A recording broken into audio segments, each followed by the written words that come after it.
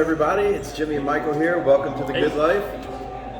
It's not the Good Life. It's good to be home. Good to be home. It's good to be home. Third episode, still trying to remember the name of the show. Yeah, so good to be home. I'm Jimmy Grappone, local realtor with JPAR Carolina Living Real Estate and owner of the CLT Life brand. And I am Michael Curtis with Movement Bank, mortgage extraordinaire. We'll go with that. Yeah, that works. So first show of 2023. We were just talking before we started the video how it's been a hiatus because of sickness, housing issues, kid logistics. Yeah, I mean, I think the last video we did was before Christmas. So then we had the holidays come up. Yeah, then we had some illnesses, and then I'll say it. You know, we were gonna film earlier this week. You came over to my house, and there was an unexpected plumbing issue, which had to do with a backup out in the clean out section of the water flows out of the house. So tip for folks, if you start to hear gurgling in your sink and around your toilet, you might have an issue. It's a red flag. It's a red flag. Fortunately, so the issue that I had, I called the plumbers out and I told them what was going on, and they were able to diagnose it right away. The plumber didn't even come inside my house. They just knew. Yeah, he said, and it was overflowing at the powder room downstairs. He didn't even come inside the house. He said, your whole house is backed up. He went to the clean out, which is in the flower garden, and we have some tall bushes that the builders planted there. Mm-hmm. Well, over time, the roots from those bushes they want to find their way to water. So these like hair-thin roots that kind of work their way into the pipe. And what they do is they end up catching like the toilet paper and stuff that flushes through there. And next thing you know, you got a backup. Knowing what I know now, if that happens again, I'm going straight there. And I'm putting on some gloves. I'm reaching my hands there. And I'm going to save myself about $400. Yeah. Well, you know you have a good plumber when you immediately tell them what's going on, and without question, like, oh yeah, I know exactly what it is. Yeah. Shout out to FATMan Plumbing. That's what I use. FATMan Plumbing out of Waxhaw. They serve all of Charlotte, and they didn't even use the machine. So it was a couple. It's a scoop. Yeah, it was a husband and wife team that came out, and they said, most plumbers would get the machine out and the 30-foot snake and all that, but they knew immediately where to go and they solved the problem. FATMan, faithful and trustworthy is what FATMan stands for. Yeah. And also, I always think faucets and toilets, but I guess that's a good idea. But it goes both ways. I see their trucks all the time, so if you're local to us, we're in the Waxhaw, Indiana area, Lancaster area of Charlotte, or I guess across the border from Charlotte. And FATMan, they do amazing work. So absolutely, they're good people. Yeah, shout out. That's some free marketing right there for FATMan Toilet. So hey, FATMan, if you're watching, if you'd like to do an interview sometime, give me a shout. I'd love to do that with you. That's right. Another shout out. We're at Rendezbrew Cafe right now in Indian Land. So right off of 521.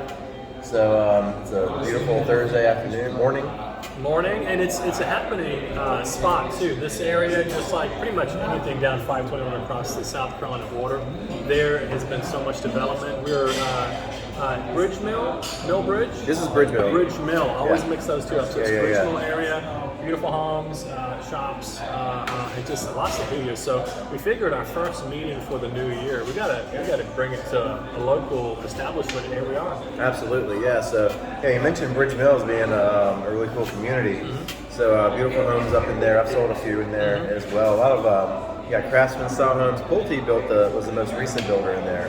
But you've also got some gargantuan, 5,000 square foot McMansions in there.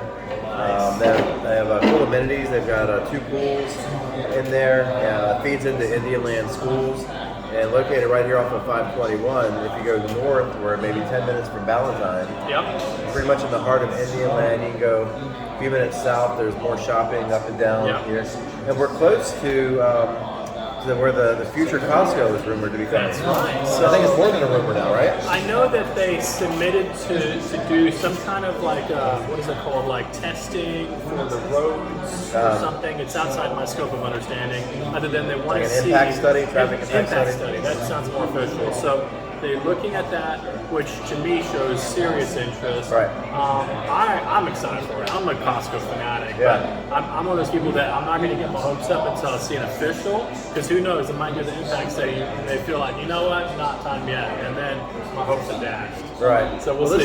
This is one of the fastest growing areas in Charlotte. So if you're familiar, or if you're not familiar with Lancaster County has sort of like the northern neck. It's like a skinny part. It's in between Union County, which is North Carolina, where Waxhaw is, and York County, which is where Fort Mill is. And this thin stretch, it's up and down the 521 corridor, and it's just growing out here like gangbusters. It's it's basically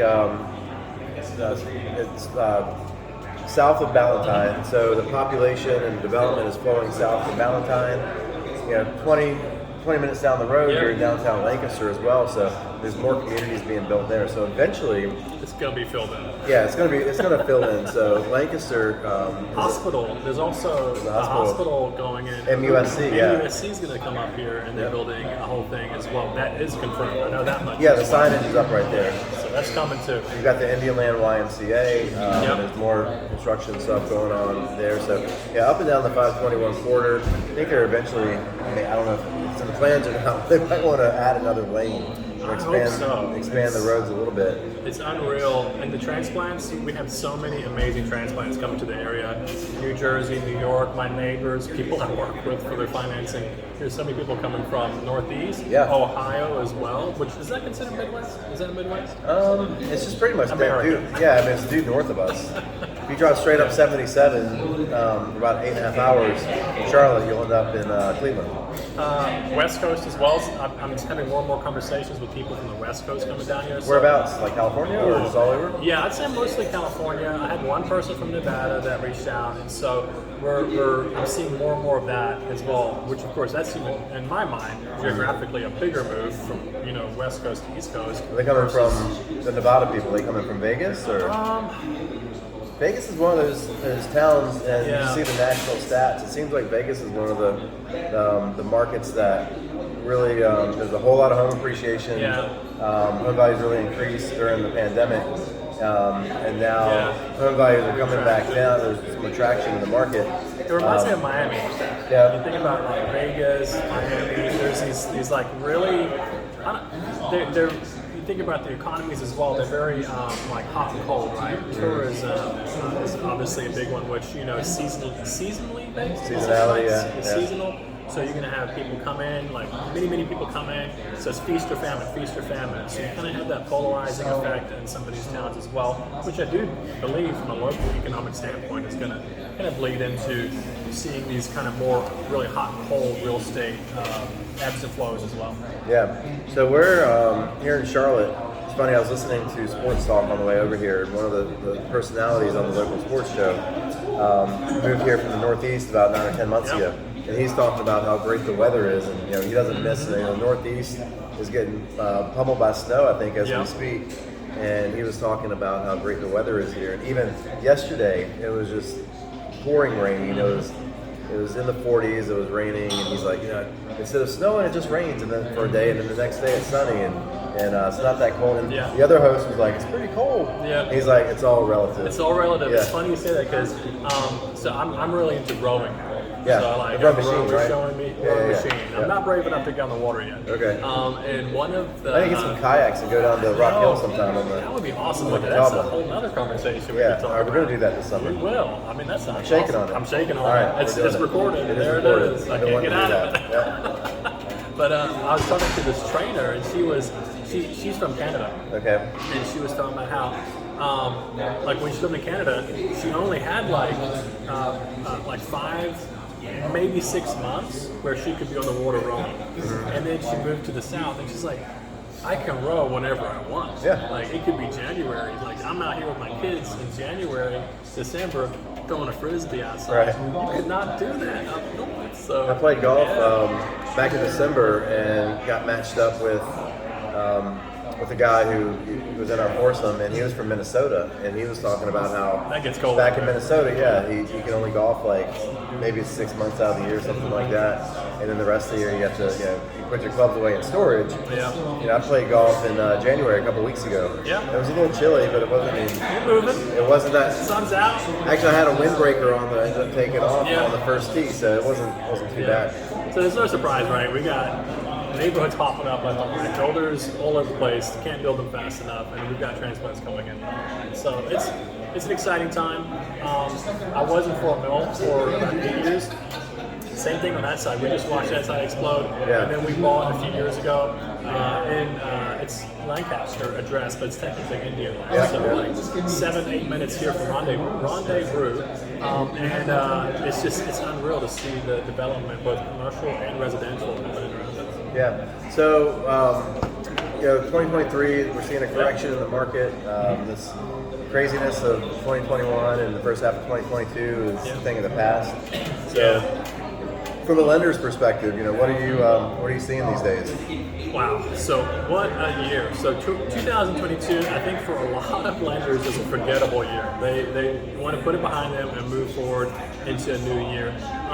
But I look at 2022 and I think about how that was yet another year of growth, right? So we have had a year after year of really polarizing rhetoric or policies. So you have the Fed a few years ago.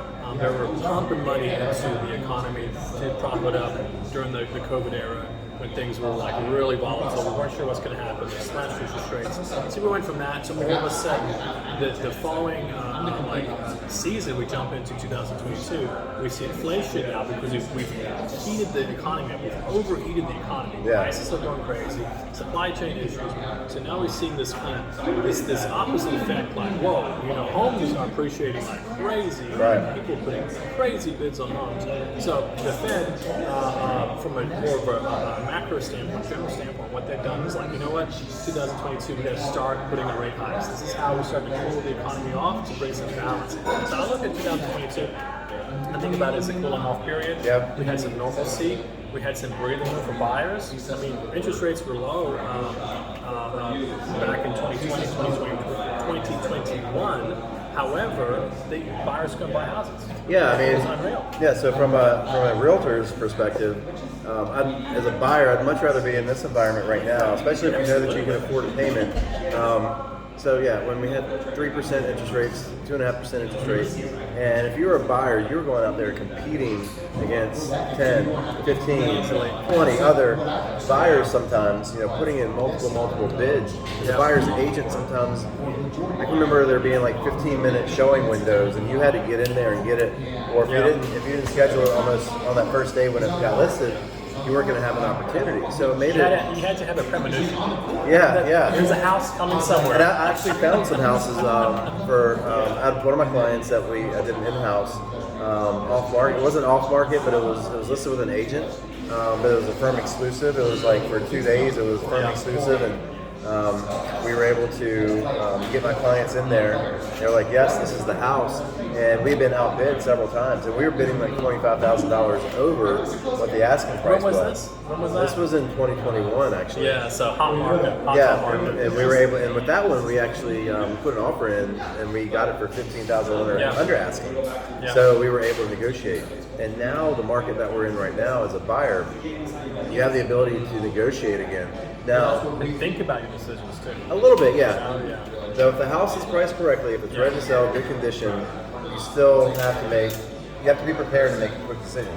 So I showed a house. I showed a home earlier this week, and it was interesting. It had been purchased by one of these investor companies last year. They bought it. They listed it. So they bought it for $640,000 back last August, and then like 2 weeks later, maybe a month later, they painted it, fixed it up. They listed it for like $730,000. Sat on the market. They dropped it to $720,000. They did, they made a few price moves, and then they took it off, and then they withdrew it from the market for like a month during the holidays. It came back on this week at $665,000. Wow. And had showings booked the whole time. I was able to slot us in, and was under contract that evening. So it was a nice home. It wasn't the right house for my clients, so we didn't bid on it. But I told them it speaks to the market. Yeah, and I told them I was able to see in showing time. I was able to see that all these blocks, all these time slots were blocked for showings. So I knew there was a lot of activity, and I told them, I said, this one's probably going to go under contract today. So going in, like if you think this could be the house, we need to act on it, now.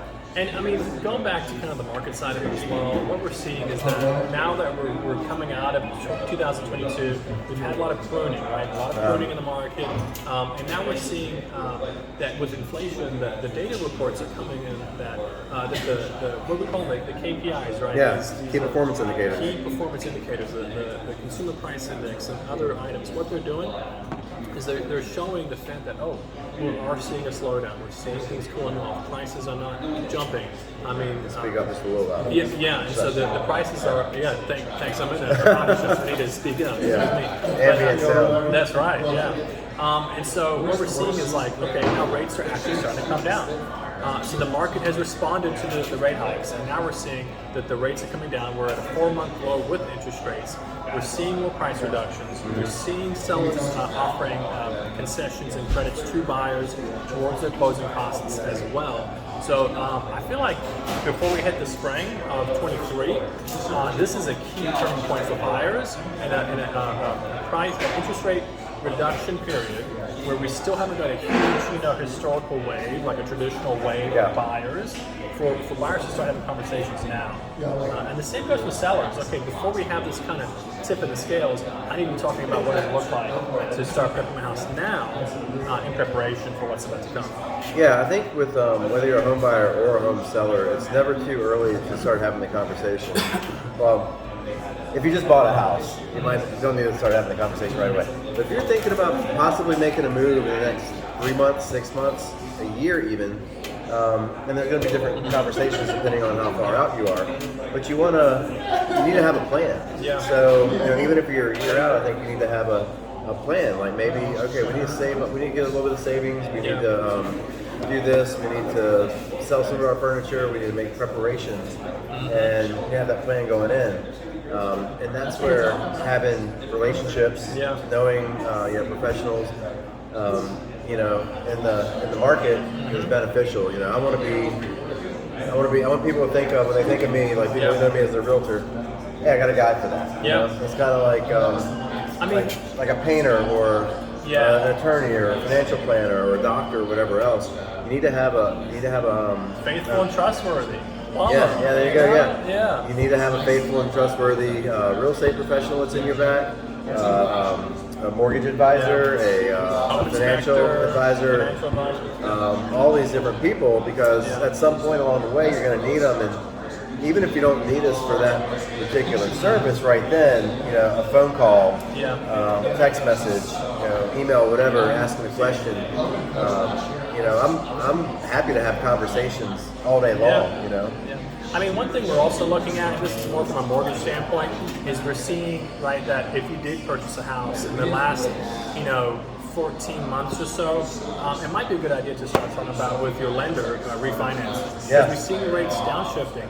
One thing we're doing is if you purchase a house with us, we know rates are downshifting, and if you purchase a house with us, we're going to look at refinancing you with no lender fees, because you just won't, right? So why are you going to pay again? So we try to avoid the origination costs, and then we're going to give the opportunity to refinance and drop the interest rate as well, because the home is permanent, right? The appreciation factor you can gain from your home, that's permanent. Buying the house is permanent. Financing is temporary. That's something we can always change down the road. Buy the house, state the rate. Yeah, I don't like that saying. I feel like it's way too flippant. However, it's basically the same concept.